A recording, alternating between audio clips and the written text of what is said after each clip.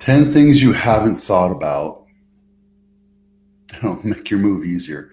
This is an article. This is a standard article, right? I mean, but let's get into it. If you know you're closing on a house, call up your internet provider and your phone company if you have a landline because they're 2, 3 weeks out. Just say, hey, look, I'm moving, I'm closing on this date. Let's get that done.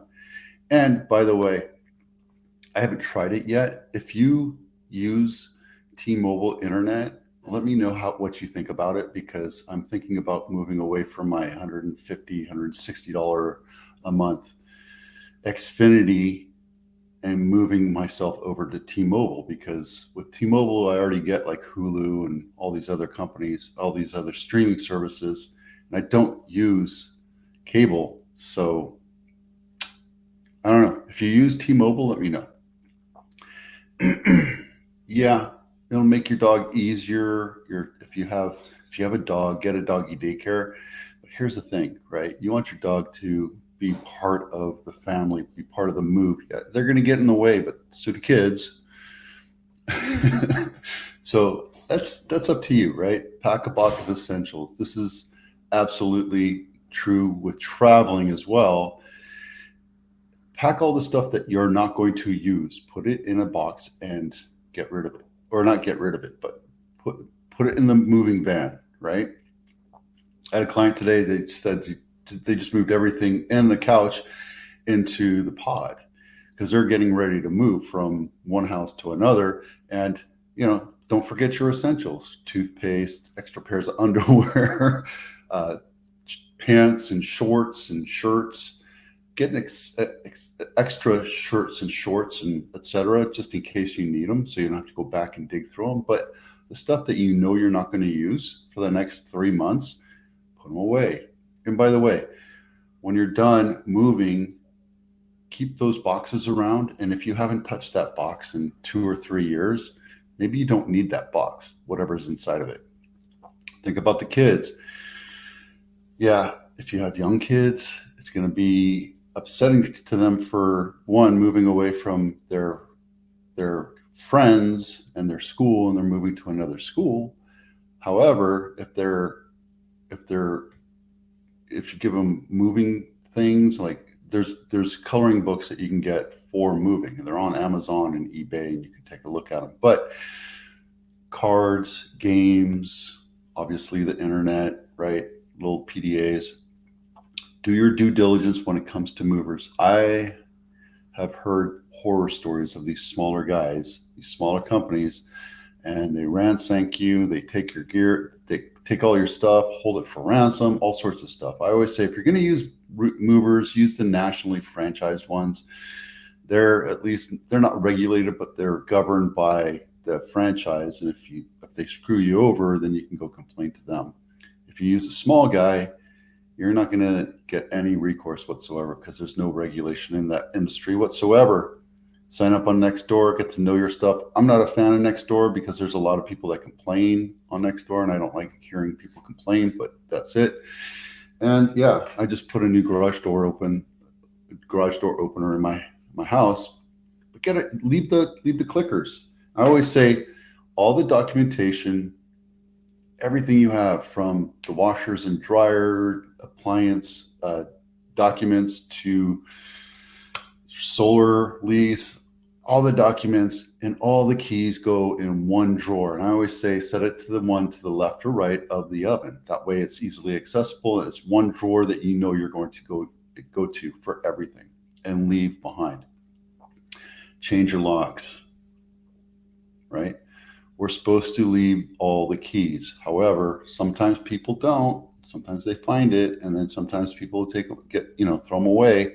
Sometimes they don't. So change the locks. It's not that expensive, and it's a valuable cost for peace of mind. Call it cleaning services. When we move, I tell people it needs to be left in broom clean condition.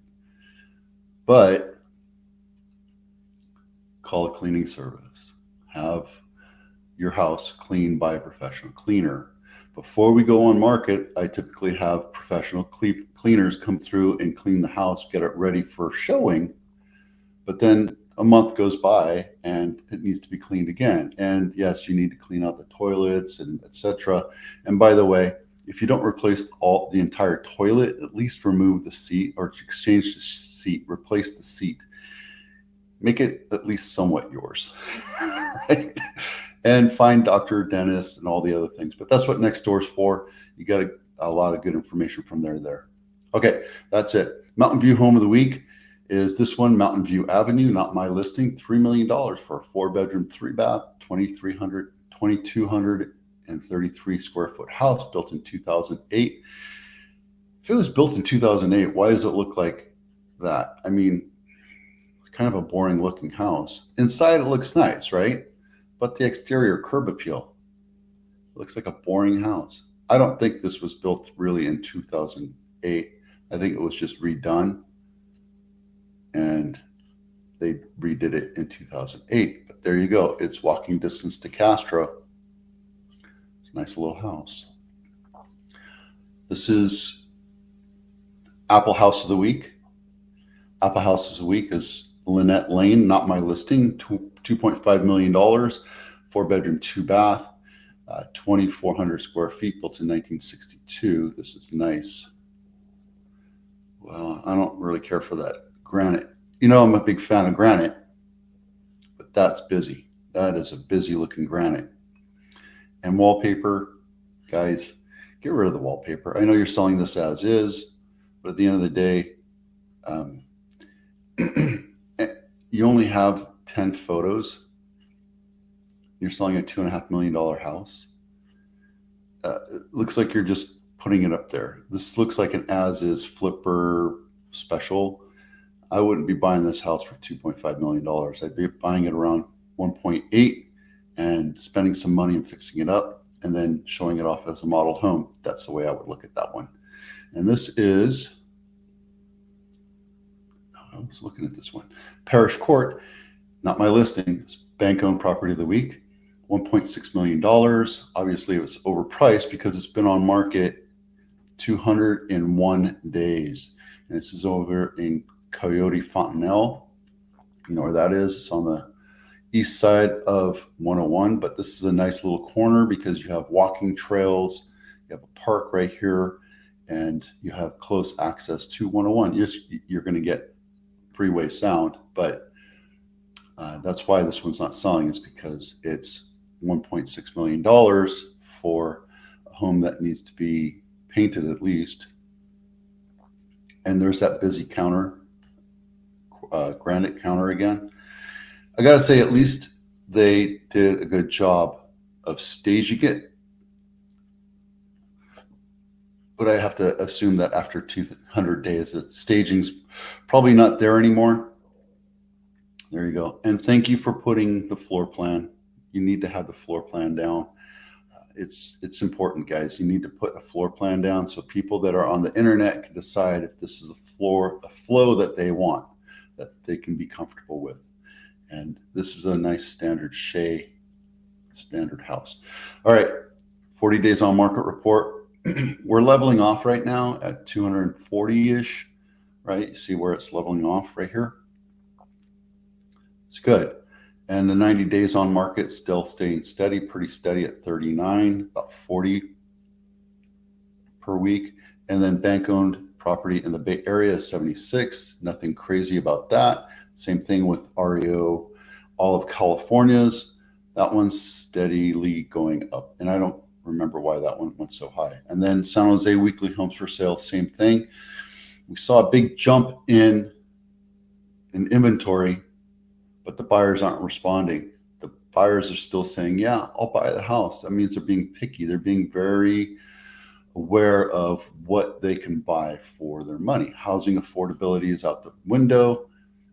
Pricing on interest rates are still exceedingly high, and there's not a lot of competition. So buyers are being picky, as they should be, right? Is it a balanced market? We're getting close to it. Right now we're at 691.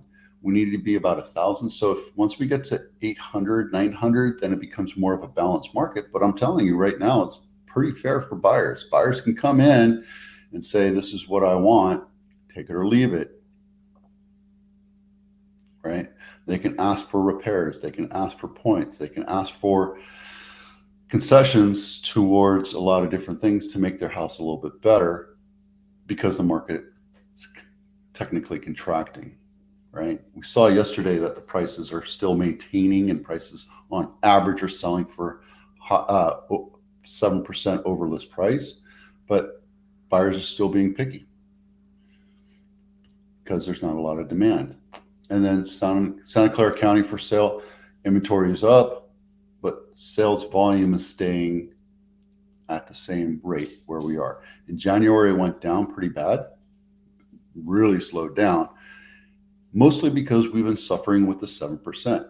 7% is something that makes affordability out there, where we're told that in all the different news reports out there, we're expecting to see rates come down. I'd like to see that happen. Maybe I should make this bigger for you, huh? Yep, there you go. Okay. That's it for now. Thanks for watching. I'm Vito with Abitano. We'll see you out there.